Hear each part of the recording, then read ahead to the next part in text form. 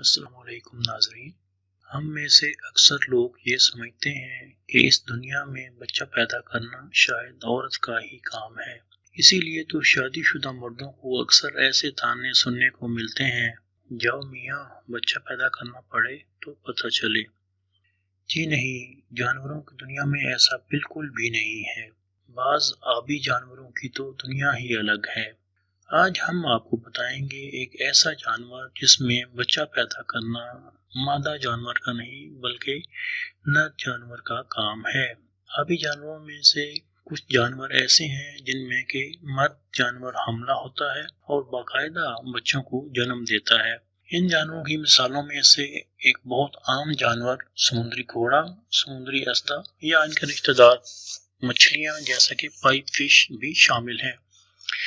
आप में से बाज़ लोग बहुत हैरान हो रहे होंगे कि ऐसा कैसे हो सकता है। आइए हम आपको तफसील से बताते हैं कि ऐसा कैसे होता है। समुद्री घोड़े को भी दूसरे जानवरों की तरह बच्चा पैदा करने से पहले मादा जानवर से मिलाप करना होता है। नर और मादा समुद्री घोड़े एक दूसरे के इर्द गिर्द डांस करते हैं। उस वक्त तक डांस करते हैं जब तक कि वो एक दूसरे को पसंद ना कर लें। ये डांस कई दिनों तक मुहित हो सकता है। जब वो एक दूसरे को पसंद कर लेते हैं तो मादा अपने नारंगी रंग के अंडे समुद्री घोड़े के अंदर रख देती है। और मज़ेदार बात यह है कि यहाँ से मादा समुद्री घोड़े का काम खत्म हो जाता है और वो तैर कर गायब हो जाती है, जबकि नर समुद्री घोड़ा बच्चों को जन्म देने के लिए तैयारी पकड़ता है।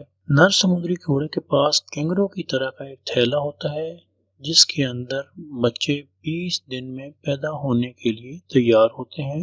नर समुद्री घोड़ा बच्चा पैदा करने का अमल बहुत ही ड्रामाई होता है। बच्चा पैदा होने के वक्त थैले के मुंह पर एक सुराख नमूदार होता है जिसके जरिए वो लातादाद बच्चों को जन्म देता है।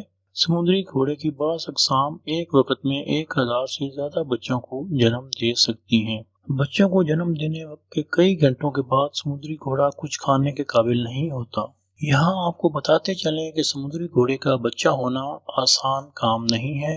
हजारों पैदा होने वाले बच्चों में से शायद 1 या 2 बच्चे ही ऐसे होंगे जो कि सरवाइव कर सकें और बड़े होकर दूसरे बच्चों को जन्म दे सकें।